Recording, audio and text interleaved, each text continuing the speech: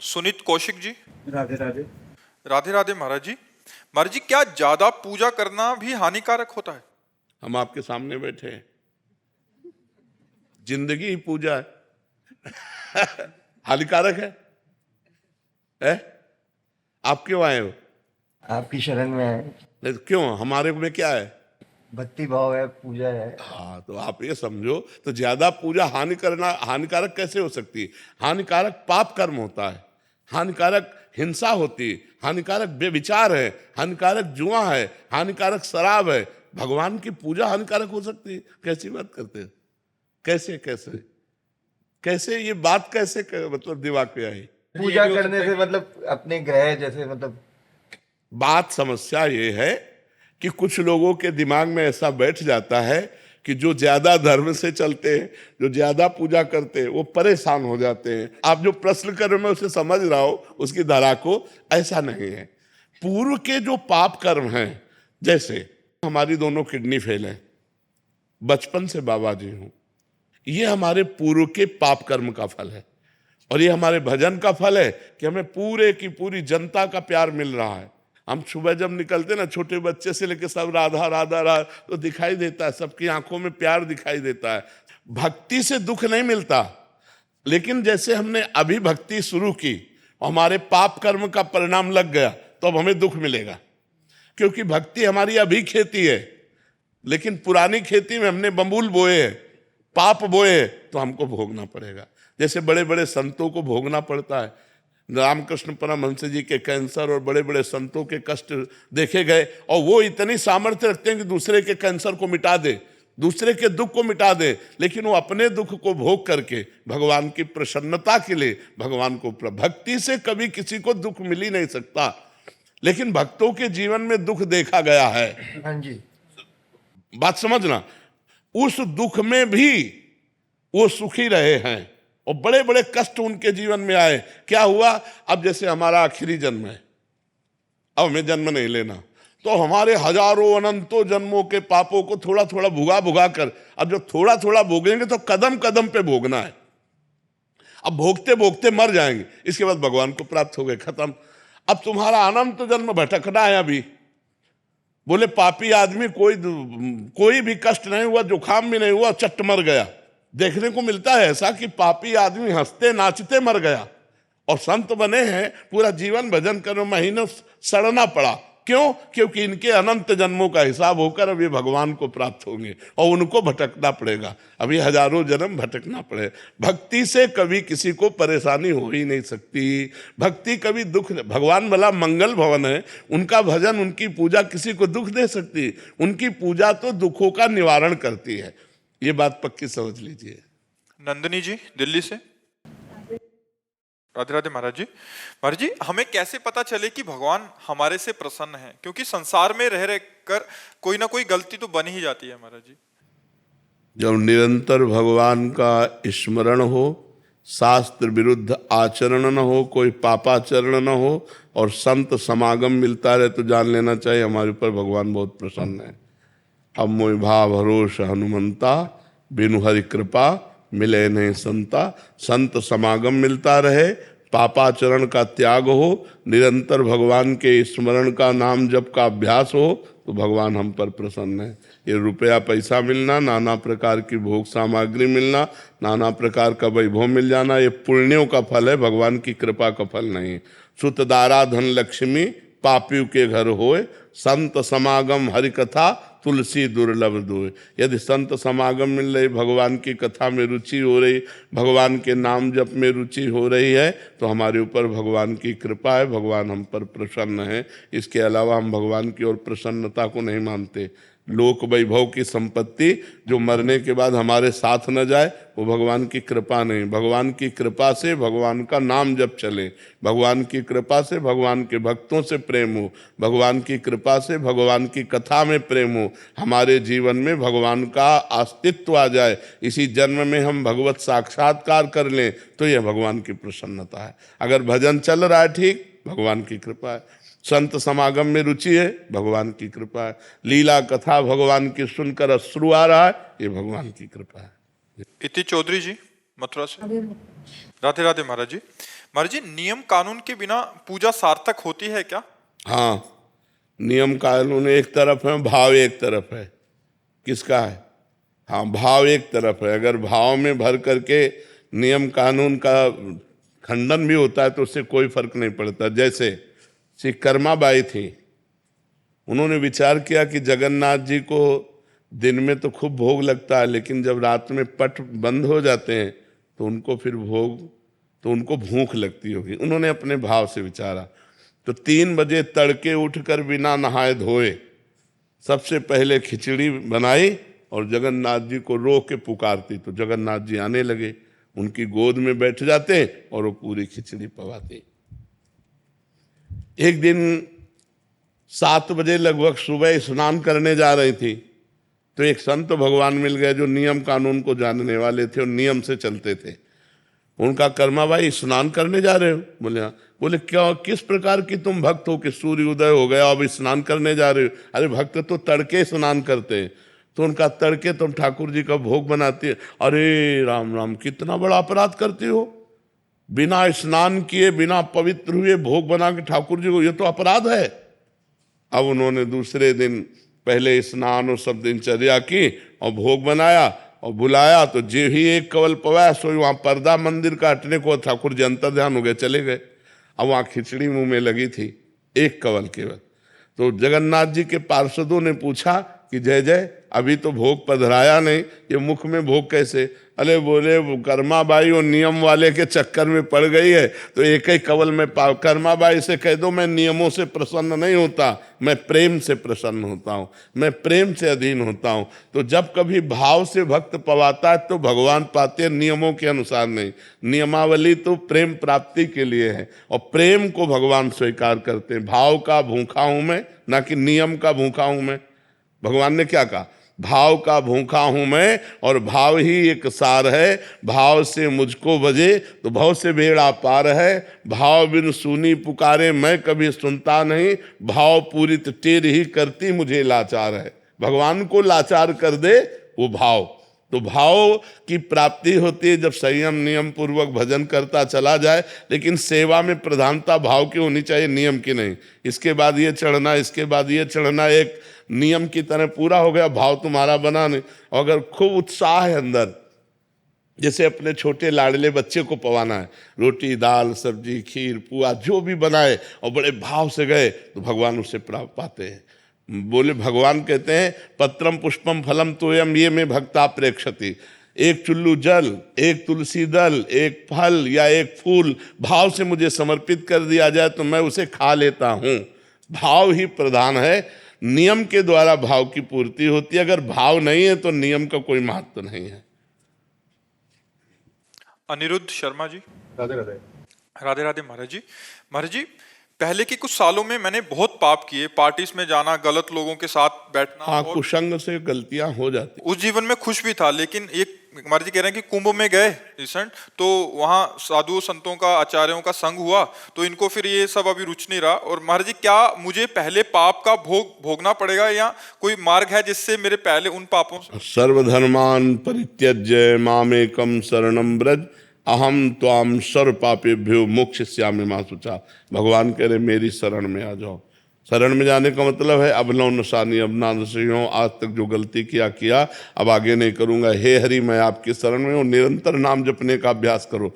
नाम संकीर्तनम यस्य सर्व पाप प्रणाशनम। भगवान का नाम कीर्तन समस्त पापों का नाश कर देता है। खूब नाम जप करो, राधा राधा राधा कृष्ण कृष्ण राम हरि, जो नाम प्रिय हो, और भगवान की शरण में रहो। शास्त्रों का स्वाध्याय करो, संतों का संग करो, गंदे आचरण का त्याग करो, सब पाप नष्ट हो जाएंगे। तो पाप में इतनी सामर्थ्य नहीं है, पाप में इतनी सामर्थ्य नहीं जितनी सामर्थ्य भगवान के नाम में है। तो हम नाम का आश्रय ले लें, खूब नाम जप करें भगवान का। गौरव सिंगल जी। राधे राधे महाराज जी। महाराज जी, मेरा प्रश्न है कि हम ऐसी कौन सी पूजा करें जिससे आपका स्वास्थ्य उत्तम रहे? आपकी सद्भावना है, आप वैसे हम स्वस्थ रहते हैं। ये अंदर का केवल भोग का विधान है कि हम स्वस्थ नहीं। अगर हमारा मन प्रसन्न है ना, और शरीर में पीड़ा तो कोई फर्क की बात नहीं रहती। और अगर शरीर स्वस्थ है और मन पीड़ा में है, डिप्रेशन में है, तो पीड़ा ही पीड़ा है। हमारा मन प्रसन्न रहता है। आप सबके आशीर्वाद से, श्री जी की कृपा से हमारे मन की स्थिति लाडली जू में रहती, इसलिए हम हर समय प्रसन्न रहते हैं। आपसे हंस रहे हैं, आपसे बात कर, भला कोई पीड़ा युक्त आदमी ऐसे बात करेगा? तो ये कृपा है।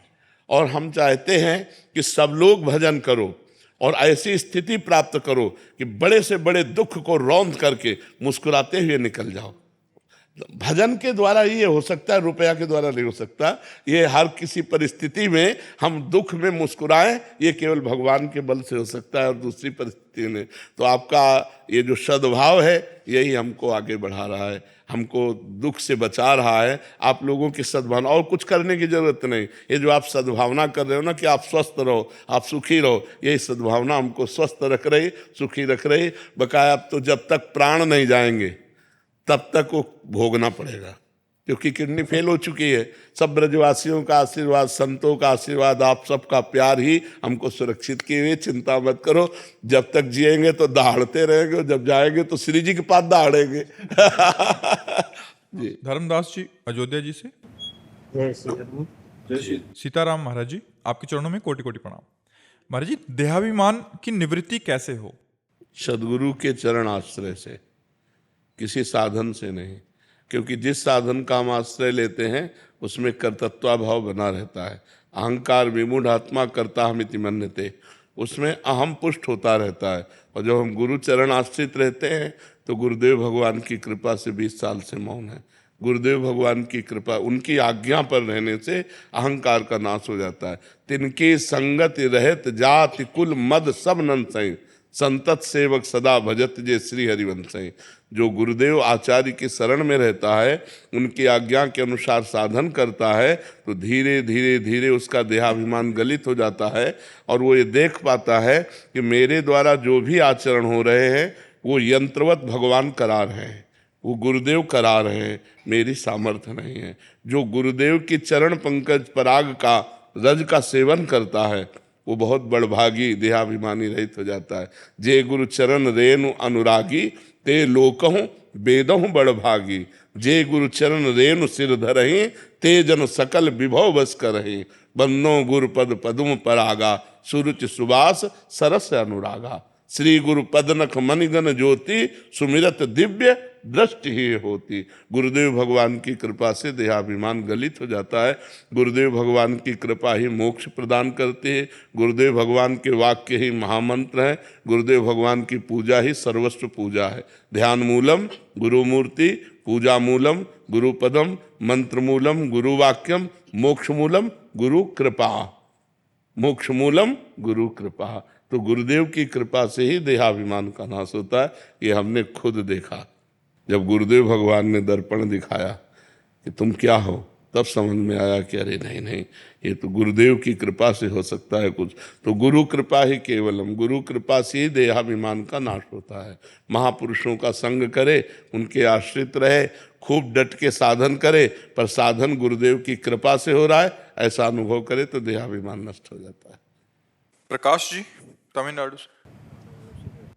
महाराज जी राधे राधे। महाराज जी, भगवत गीता में 3 मुख्य योग का वर्णन किया है, कर्म योग, भक्ति योग और ज्ञान योग। महाराज जी, इनमें से कौन सा योग जीवन में सर्वश्रेष्ठ है? सब अपनी जगह श्रेष्ठ हैं। अपनी बुद्धि को देखना चाहिए कि मैं किस योग का अधिकारी हूँ। यदि खूब कर्मठता है, कर्म प्रवीणता है, कर्म में रति है, तो निष्काम भाव से कर्म योग के अधिकार का वो प्राणी है, मनुष्य है। जो भगवान की चर्चा सुनते ही हृदय आसक्त हो रहा है, दैन्यता है, भगवान का नाम प्रिय लगता है, लगता मेरे से तो कुछ हो नहीं सकता, हे भगवान शरणागत प्रतिपाल। ना विषयों का संपूर्ण त्यागी है, ना उसे संसार का संपूर्ण ज्ञान है, वो अपने को अधम समझकर भगवान की तरफ, वो भक्ति का अधिकारी है। और जो बहुत विवेकशील है, तर्कशील है, और जो वैराग्यवान है, जो चरम सीमा की वस्तु को प्राप्त करने के लिए अपने प्राण तक देने के लिए तैयार, वो ज्ञान मार्ग का अधिकारी है। वैराग्यवान, विवेकशील, तर्कशील, बुद्धि प्रधान ज्ञान मार्ग, भाव प्रधान दैन्य भाव, शरणागति का भाव, अपने में असमर्थता भक्ति भाव। कर्मठ प्रवीणता, कर्म प्रवीणता, कर्मठता, ये कर्मयोग। तो अपने को देखना चाहिए कि अपना भाव किधर है, कर्म प्रधान है या भाव प्रधान है या ज्ञान प्रधान है। जिधर हो उधर मार्ग भगवान ने इसीलिए अलग अलग, सबको एक मार्ग में नहीं चलाया जा सकता, और सबका फल एक ही है। परिणाम में सबका फल एक ही, संसार बंधन से मुक्त होकर आत्मस्वरूप में स्थित होना ज्ञान मार्ग, संसार बंधन से मुक्त होकर भगवान के प्रेम में डूबना भक्ति मार्ग, संसार संबंध से रहित होकर के परमात्मा स्वरूप में स्थित होना कर्मयोग। वही परमात्मा है, वही भगवान है, वही ब्रह्म है। जो ज्ञानी लोग जिसे ब्रह्म कहते हैं, भक्त उन्हें भगवान कहते हैं, योगी उन्हें परमात्मा कहते हैं। तत्व तो एक ही है। समझ गए ना आप? ब्रजेश कुमार जी बिहार से। राधा वल्लभ जी। महाराज जी श्री हरिवंश, महाराज जी आपके चरणों में कोटि कोटि प्रणाम। महाराज जी बचपन में से ये सुनते आ रहे हैं कि हम शरीर नहीं हैं, आज तक जान क्यों नहीं पाए कि अपने आप को आत्मा के रूप में देखना इतना कठिन? साधन, जब तक साधन नहीं करोगे तब तक नहीं। साधन करो, साधन करते करते साधन का अभिमान त्याग हो जाएगा, तब समझ में आ जाएगा। बिना भजन के बाद समझ में आ जाएगी। आपने पकड़ा है तो आपको ही छोड़ना पड़ेगा। जब आपको ज्ञान होगा तभी तो आप छोड़ सकते हैं। संसार ने आपको पकड़ा है क्या? नहीं। वस्तु, व्यक्ति, स्थान, संसार का स्वरूप ये जड़ है। आप चैतन्य अविनाशी सच्चिदानंद भगवान के अंश हैं, तो जड़ चैतन्य की गांठ कभी पड़ी नहीं सकती। लेकिन आपका संबंध न संसार से था, न है, न रहेगा, पर आपने पकड़ रखा है। संसार ने आपको नहीं पकड़ रखा है। तो आपको जब तक ज्ञान नहीं होगा तब तक आप संसार का राग नहीं त्यागेंगे। हम पकड़े तो हम ही को छोड़ना पड़ेगा। जबरदस्ती कोई कितना भी करे थोड़ी छूट जाएगा। बंदे कीर मरकट की नाई, तो हम ही ने पकड़ा है। अब ये हमको ज्ञान हो आंतरिक, बाह्य ज्ञान से ये नहीं होता। ये बाह्य ज्ञान से नहीं छूटने वाला कि हम आत्मा हैं, हम शरीर नहीं हैं, ऐसा कहते हुए भी भोगों में जाओगे जब तक भजन नहीं होगा। बारी मथे घृत होए बरु, सिकता ते बरु तेल, और बिनु हरि भजन न भवतरी, या सिद्धांत। डट के भजन करो, अभी ज्ञान प्रकट हो जाएगा। पवित्र आचरण करो, पवित्र भोजन, शास्त्र स्वाध्याय, संयम से रहो, और फिर अपने आप सतमार्ग में बढ़ेगी बुद्धि। और जैसे जैसे बुद्धि बढ़ेगी तो आपको दिखने लगेगा कि ये संसार मेरा नहीं। अच्छा, किसका हुआ है संसार? पूरा जीवन पढ़ लिख करके बड़े पदाधिकारी बने, करोड़ों अरबों रुपए कमाए, मकान बनाया, लड़का बच्चा परिवार, मर गए, एक चौवन्नी पास नहीं, कुछ साथ नहीं जाएगा, तो पूरा जीवन बेकार हो गया ना। अब अगले जब योनि में जाओगे तो इनकी याद रहेगी क्या? जैसे पिछले योनि में हमारा पूरा परिवार सब कुछ था, अब याद है क्या? नया फिर दुकान मकान, फिर ये कब तक चलता रहेगा? अनंत जन्म हो गए यही करते हुए। ये ज्ञान होता है जब भजन करता है जी, तब अरे ये मेरे नहीं है, मैं तो भगवान का हूं, मैं परमात्मा स्वरूप हूं। ये बिना भजन के थोड़ी ज्ञान आ जाएगा। पूरा जीवन बर्बाद कर रहे लोग, खूब पूरा जीवन पढ़ाई में लगा दिया, खूब कमाई में लगा दिया, बुढ़ापा आ गया, भोग भोग करके इंद्रियां शिथिल हो गई, मर गए, हाथ कुछ नहीं लगा। जब यहां से गए तो वही पाप की गठरी और पुण्य जो हाथ लगा, कुछ नहीं रहा। भजन तो किया नहीं। अगर भजन किया तो वही साथ जाएगा, अन्यथा यहाँ पे कुछ। और सब जानते हैं, और जान करके सब अनजान बने हुए। सब उनको लगता है वो मरा, मैं थोड़ी मरूंगा। उनको लगता है उसका छूटा, मेरा थोड़ी छूटेगा, मेरा तो सब मेरे साथ जाएगा। ये जीव का ज्ञान भगवान से विमुख करके दुर्गति कराता रहता है। निपुण जी दिल्ली से। श्री हरि। महाराज जी आपके चरणों में कोटि कोटि प्रणाम। महाराज जी, प्रेम भाव भक्ति या शास्त्र अनुसार भक्ति में किससे ज्यादा अपनापन आएगा? बिना शास्त्र अनुसार भक्ति किए प्रेम भाव प्रकट ही नहीं होता। तस्मात् शास्त्रम प्रमाणम ते कार्य कार्य व्यवस्थित। तो वो दो भाग नहीं है। प्रथम सीढ़ी है, शास्त्र के अनुसार चलो, कर्म करो, शास्त्र के अनुसार हर कर्म करके भगवान को समर्पित करो, नाम जपो, भगवान की लीला कथा सुनो, भगवान का स्मरण करो, भगवान नाम कीर्तन करो। इसी भक्ति से प्रेम योग आ जाएगा। प्रेम ऐसे थोड़ी प्रकट हो जाता है। साधन भक्ति करते करते फिर अनुराग भगवान से प्रकट हो जाता है। जब बहुत समय तक कथा सुने, भगवान नाम कीर्तन करे, शास्त्र मर्यादा के अनुसार चले, तो जब नव लक्षण भक्ति कराही तब तीन प्रेम लक्षणा पाही। नवधा भक्ति का अनुष्ठान करते करते प्रेम लक्षणा भक्ति जागृत हो जाती है। प्रेम लक्षणा स्वयं थोड़ी होती है, भजन नसेनी प्रेम की, प्रेम रूपी ऊंचाई पर चलने के लिए खूब भजन करना पड़ेगा। और भजन न होई संग बिनु, भजन बिना नहीं प्रेम, छिन्हू भजन छाड़िए धरिए या ध्रुनेम। बिना भजनानंदी महात्माओं के संग के भजन नहीं होता, बिना भजन के प्रेम नहीं होता। तो तस्मात् शास्त्रम प्रमाणन्ते कार्याकार्यो व्यवस्थित हो, कार्य और अकार्य की व्यवस्था शास्त्र में जो की गई है उसके अनुसार चला जाए और नाम जप किया जाए, कीर्तन किया जाए, भगवत कथा सुनी जाए, भगवत सेवा की जाए, परोपकार किया जाए, तो हमारे अंदर प्रेम लक्षणा भक्ति जागृत हो जाएगी। प्रेम कोई अलग से थोड़ी आता है, और जो हमारे अंदर प्रेम है वही प्रेम समेट करके प्रभु के चरणों में समर्पित करना है। माता में, पिता में, भाई में, बंधु में, रुपया में, मकान में, संसार में, जहाँ जहाँ हमारी ममता है, सबकी ममता ताग बटोरी, मम पद मनहि बांधि बर डोरी। भगवान के चरणों में सबकी ममता को समेट करके समर्पित कर दो, खूब नाम जप करो, खूब कीर्तन करो, देखो भगवान से प्रेम हो जाएगा। समझ पा रहे हैं आप? तो ये नहीं कि शास्त्र भक्ति अलग है और प्रेम भक्ति अलग है। शास्त्र भक्ति के अनुसार चलने पर ही प्रेम भक्ति का प्रादुर्भाव होता है। रजत साहनी जी, राधे राधे महाराज जी। महाराज जी, बिहारी जी के दर्शन करते समय क्या करना चाहिए, क्या बोलना चाहिए? कुछ इच्छा हो तो मांगना चाहिए या सिर्फ शुक्रिया करना चाहिए?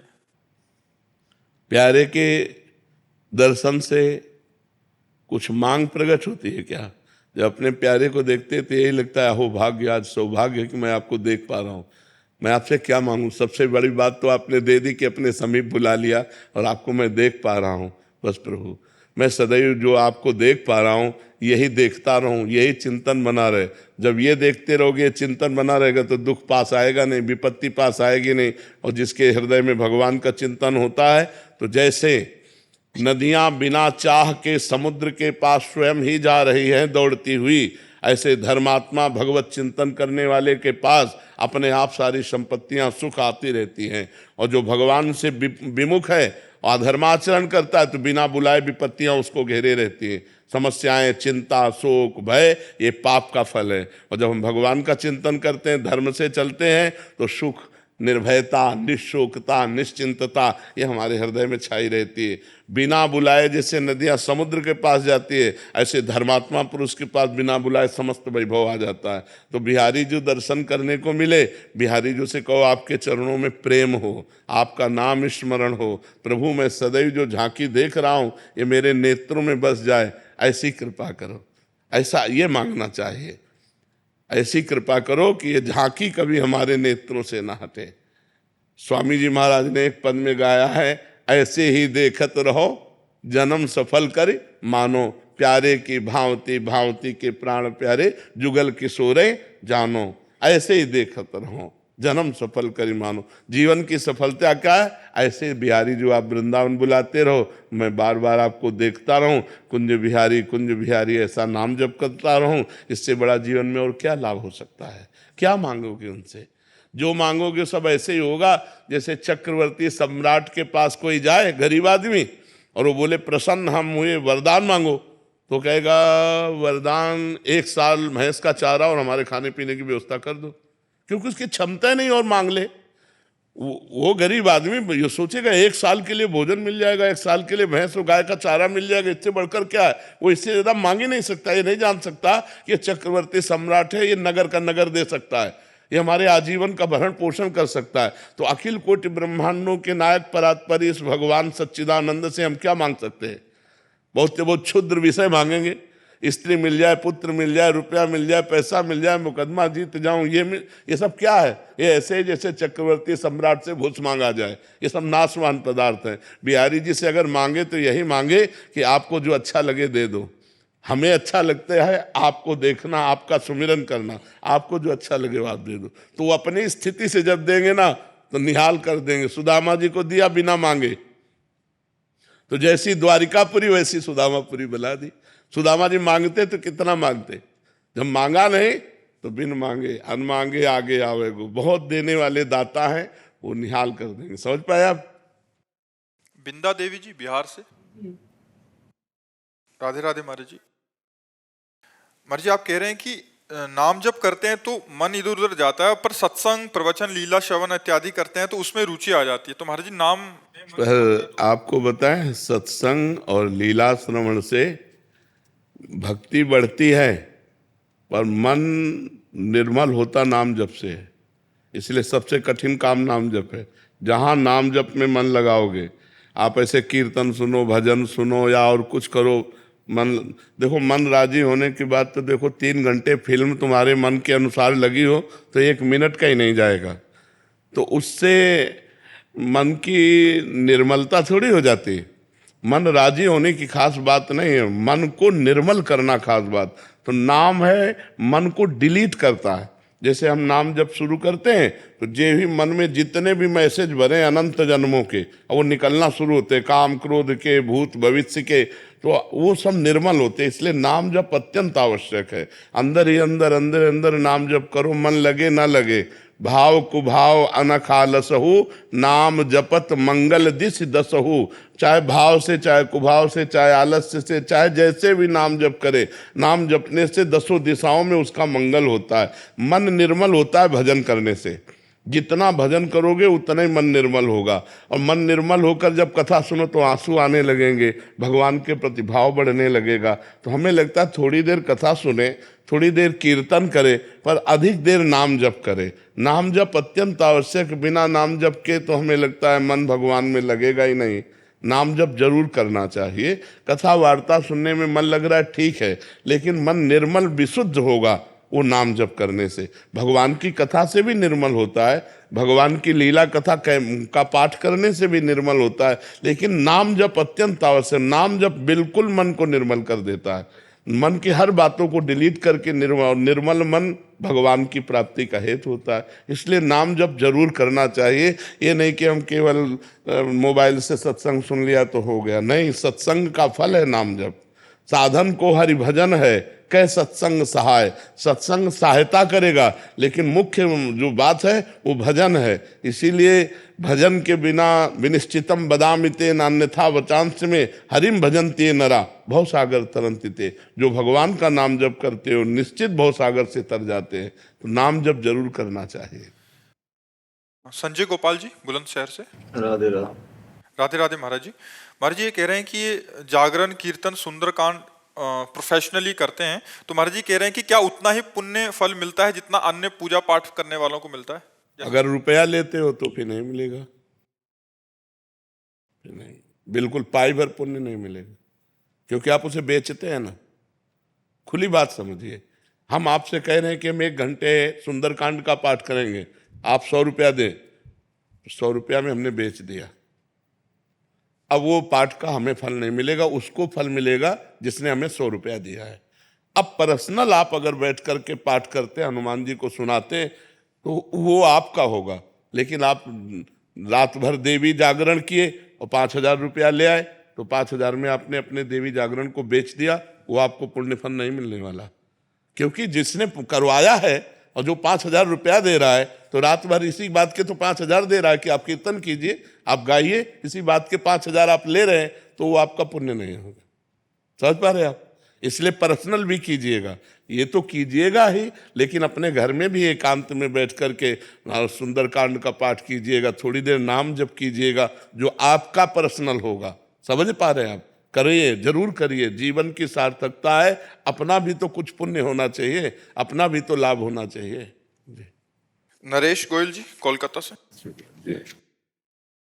महाराज जी आपके चरणों में कोटि कोटि प्रणाम। महाराज जी पिछले 23 वर्षों से एक ज्ञान मार्गी उससे जुड़ा था। पिछले कुछ वर्षों से नए लोगों को अध्यात्म में जोड़ने के लिए भगवत गीता एवं ग्रंथों की कक्षाएं चलाई। सबसे पहली बात यह है कि हम लोग वस्तु को प्राप्त नहीं कर पाते और दूसरों को उपदेश करने लगते हैं। क्या आपको ब्रह्म बोध हो गया? क्या आपको भगवत साक्षात्कार हो गया? मरोगे तो तुम्हारे पास कौन सी अनुभूति है? फायदा क्या? तो दूसरों को क्या दे दोगे जब आपके पास ही नहीं है? हमारी बात समझना। मतलब हम एक भाईचारे से, प्रीति से कह रहे हैं कि अपने पास है नहीं और दूसरों को हम निमंत्रण दें तो हम दे क्या देंगे? बोलो क्या दे दोगे आप? गीता का क्या अनुभव है आपको? आप विचार करके देखो। उपनिषदों का क्या अनुभव? तो हमारा जीवन सार्थक तब होगा जब हम अनुभूति कर लें, हम भगवत साक्षात्कार कर लें, हम ब्रह्मानुभूति में, हम इंद्रिय विजयी हो जाए। श्रद्धावान लभते ज्ञानम तत्परा संयतेन्द्रिया ज्ञानम लब्ध्वा पराम शांति मचिरेणाधिगच्छति। अब दूसरों को लुटाओ जो आपके पास खजाना आ गया है। तो पहले श्रद्धावान, शास्त्रों का स्वाध्याय, संतों का संग, और जो जाना उसको अपने जीवन में उतारा। तत्परा संयतेन्द्रिया, अपनी इंद्रियों को काबू में किया और उस पर परायण हुए, तब जो बोध होगा, ज्ञानम लब्ध्वा परम शांति मचिरेणाधिगच्छति, वो परम शांति का। तो मुझे लगता है कि ऐसे आप ही नहीं, लाखों लोग भूल कर रहे हैं। अपनी जानकारी को अपनी अनुभूति में ना बदल करके दूसरों को, ना दूसरों का कल्याण हुआ ना आपका कल्याण हुआ। जब उपदेष्टा का कल्याण नहीं हो पाया तो उपदेश जिनको दिया जा रहा है उनका कल्याण कैसे हो जाएगा। और अनुभूति करना कोई दाल भात है नहीं, पूरा जीवन लग जाता है इंद्रियों को संभालते संभालते, भगवान के चिंतन में पूरा जीवन अर्पित करके। और जिनको अनुभूति हो गई वो एक बार बोल दें तो तुम्हारे दिमाग में बात चढ़ जाएगी और आपको वही रंग में रंग देगी। जो भगवत प्राप्त महापुरुष है ना, वो जो बोल देना वही तुम्हारे अंदर रंग चढ़ जाएगा, बदलेगा नहीं, वही दिमाग में छाया रहेगा। तो हमें लगता है पहले हमको अनुभूति करनी चाहिए, भगवत अनुभूति हो जाए। तो कितने सुंदर सुंदर गीता के उपदेश हैं, एक श्लोक जीवन में आ जाए तो सिद्ध महापुरुष बन जाए। अनन्य चेता सततम यो माम विस्मृति नित्य सा, जो अनन्य चिंतन। अब अनन्य चिंतन होता है? नहीं होता। कि गीता का जब तक हमने साक्षात्कार नहीं किया तो हम उसके विषय में आपको बता क्या सकते हैं।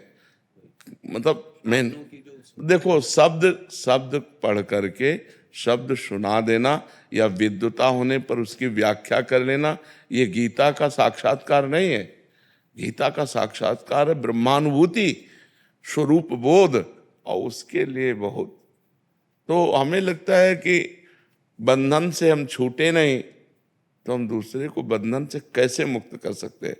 जब आपको कला ही नहीं आती बंधन से छोड़ने की, क्योंकि स्वयं नहीं छूटे, तो आप दूसरों को कैसे छुड़ा सकते हैं। फिर वो एक मजाक होगा ना। तो हमें लगता है कि आप अपने जीवन को पहले गीता का साक्षात्कार करने में लगाइए, साधना में बैठिए, तन्मयता कीजिए, और जो सेवा मिली है इसको एक सेवा मान लीजिए। हाँ, सेवा मान कर कीजिए, लेकिन ये मत मान लीजिए कि आप गीता के उपदेष्टा हैं। गीता की अनुभूति, हजारों लोग टीका कर रहे हैं, गीता जी की हजारों लोग टीका कर रहे हैं, लेकिन बिना श्री कृष्ण साक्षात्कार किए, बिना ब्रह्मा अनुभूति किए, मुझे लगता है गीता का रहस्य नहीं समझो। भगवान की वाणी है। हाँ, जो शब्द लिखे हैं पढ़ के तुम बोल दो वो बात अलग है। ऐसा अनुभूति हो करके बात करना, ठीक है महाराज जी। वो एक्चुअली क्या है कि हमारे यहाँ दीक्षा की कोई पद्धति नहीं है, तो कुछ वर्षों से मैं अपनी जो इष्ट जिनको मुझे बहुत प्रिय हैं उनके बीज मंत्र का जाप खुद ही कर रहा हूँ, और नाम जाप आपके बोलने से शुरू कर दिया। तो ये क्या सार्थक हो? दीक्षा के बिना भी हो जाएगा क्या? अब मान लो आपने जहां से मंत्र लिया है, बीज मंत्र बस अपने मन से ही। वैसे देखो, अर्जुन जी भगवान के मित्र थे, सब बातचीत होती थी, लेकिन गीता जी भगवान ने उपदेश नहीं किया कभी। जब अर्जुन जी ने कहा कार्पण्य दोषो प्रहत स्वभावा प्रच्छामि त्वाम धर्म सम्मूढ़ चेता, मैं कायरता रूपी दोष से युक्त हो गया हूं, मेरी बुद्धि मूढ़ हो गई है, मेरा परम श्रेय कल्याण किसमें है? भगवान नहीं बोले, तब बोले शिष्यस्ते हम साधिमाम त्वाम प्रपन्नम, मैं आपका शिष्य हूं और आपकी शरण में हूं। दोनों बातें, आपका शिष्य हूं और आपकी ही शरण में हूं। अब मेरा श्रेय क्या है, मेरा कल्याण क्या है, इसमें बता। इसलिए किसी महापुरुष के आश्रित होइए और उनके श्रीमुख से मंत्र और नाम आदि लेकर उपासना में लगिए, जैसी परंपरा है। देखो, स्वयं भगवान श्री कृष्ण संदीपनी जी को गुरु बनाते हैं और उनके चरणों में बैठ करके, तो अगर भगवान को इस तरह बोध न कराना होता तो जिनकी श्वासों से चारों वेद प्रकट हुए वो भगवान काहे को शिष्य बनते? जाकी श्वास वेद श्रुति चारी, सो हरि पढ़े या चरज भारी। वो शिष्य बनकर हाथ जोड़े नीचे बैठे और संदीपनी जी ऊपर गुरु पद पे बैठे। हमें लगता है किसी महापुरुष का आश्रय ले लिया जाए, तभी हमारा जो जीवन उन्नति अध्यात्म की होगी उसमें सार्थकता आपको खुद समझ में आने लगेगी कि पूर्व पक्ष क्या था और अब का पक्ष क्या है, खुद आपको अनुभव में आने लगेगा। ध्यान में जैसे वो बैठते हैं तो उनका नाम रूप का ध्यान करे तो उसमें कोई नाम का ही ध्यान करना चाहिए, तब वो रूप प्रकाशित होता है। नाम का ध्यान, नाम सच्चिदानंद में, जैसे राधा, अब ये रा बड़ा की मात्रा, धा बड़ा की, ये सच्चिदानंद है। अब हम एकाग्रता कर रहे हैं, संसार का चिंतन छूट रहा है, सच्चिदानंद में नाम, वही रूप प्रकाशित हो जाएगा, अपना काम बन जाएगा। श्री राधे महाराज जी। महाराज जी, ये आपका सत्संग सुनते हैं और एक दुख से बाहर निकले हैं उसी सत्संग। महाराज जी, इनकी 17 वर्षीय बेटी थी, 2.5 साल पहले अपने स्कूल के बच्चों की मारपीट की वीडियो अपने पिताजी के फोन से लेकर अपनी एक सहेली को भेज दी। उसके बाद वो वीडियो वायरल हो गई। इस कारण उसके पिताजी ने उसे डांटते हुए कुछ कड़वे वचन बोले।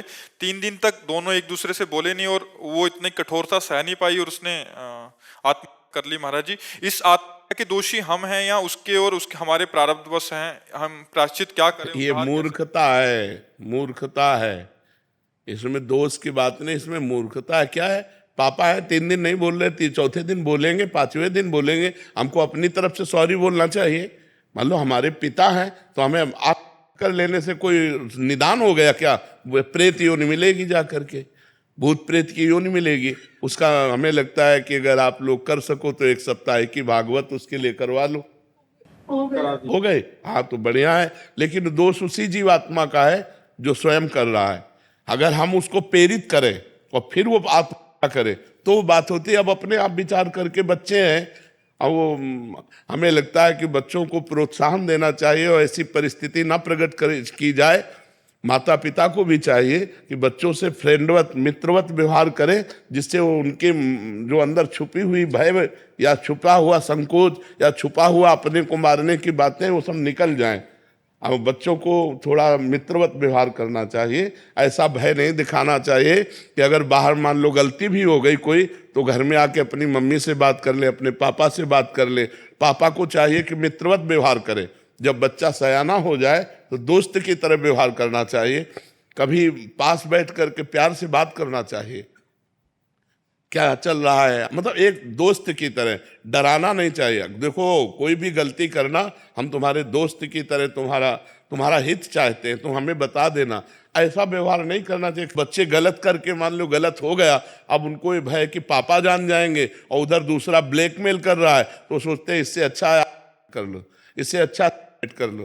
तो हमें लगता है ऐसी परिस्थितियां हम अपने बच्चों के सामने ना आने दें, अच्छा है, क्योंकि बच्चे तो नादान होते ही हैं, उनकी नादानी में बात हो जाती है, उनको ज्ञान नहीं, आत्मा इतना बहुत बुरा पाप है। जीवन की पहली गलती की। हाँ बिल्कुल बिल्कुल बिल्कुल, हाँ वही तो कह रहे हो, नए बच्चों से ऐसे हो जाते हैं, बच्चे से गलतियां हो जाती, पर माता पिता को भी चाहिए कि सावधान ही नहीं लगने दिया।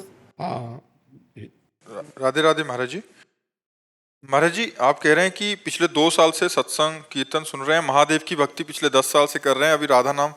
महाराज जी कह रहे हैं कि ये मेडिकल लाइन में हैं और पिछले 5 साल से ड्रिंक की लत लग गई और अभी छोड़ नहीं पा रहे महाराज जी ड्रिंक। हाँ तो ठीक नहीं है। और कह रहे कि पर प्रभु को पाना चाहती हूँ। नहीं, गलत बात है, गलत, बिल्कुल गलत बात है, बिल्कुल गलत बात है। आप रोज बताओ कि मैं रोज गंगा नहा के आती हूँ, लेकिन ये भी बात तो समझो गटर में रोज डुबकी लगा रहे हो। ये जो मद्यपान है ये हमारे शास्त्र विरुद्ध है। 5 में कलयुग का वास है और महापाप बताया गया है।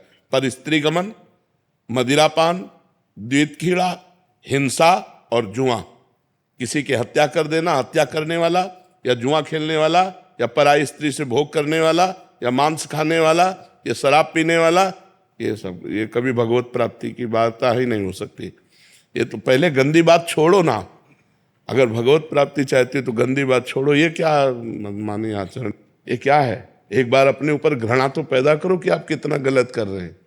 जब तक उसे दोष दृष्टि नहीं मानोगी तब तक तो चलता रहेगा ना। कैसी कैसी कैसी गंदी आदतें पाल ली हैं। 100 रुपया अगर रोज जोड़ लो और 5 महीने में कितना होता है?